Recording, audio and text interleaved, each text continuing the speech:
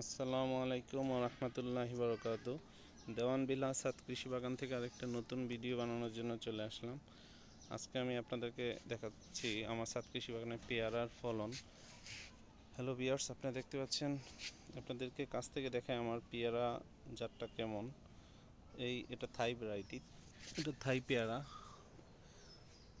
ইতিপূর্বে আমি এখান থেকে পেয়ারা পেরেছি, খেয়েছি, অনেক মিষ্টি, অতীতেও খেয়েছি। পেয়ারাগুলো দেখতে এত সুন্দর, মোটামুটি খুব ছোট না, আবার বড়ও না, কিন্তু পর্যাপ্ত খাবারের অভাবেই হয়তো বা এই পেয়ারা জাতগুলো ছোট হয়ে গিয়েছে। এই একটা ড্রামে আমার পেয়ারা গাছ, অলরেডি গতকালও আমি পেয়ারা পেরেছি।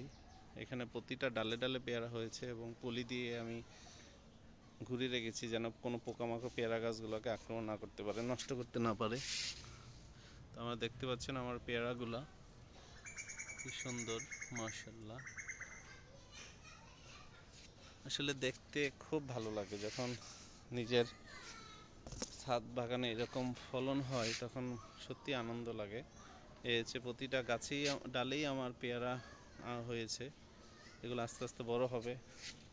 তো এই আমার ছাদ কৃষি বাগানে, দেওয়ানবিলা ছাদ কৃষি বাগানে পেয়ারার আজকের এই ভিডিও।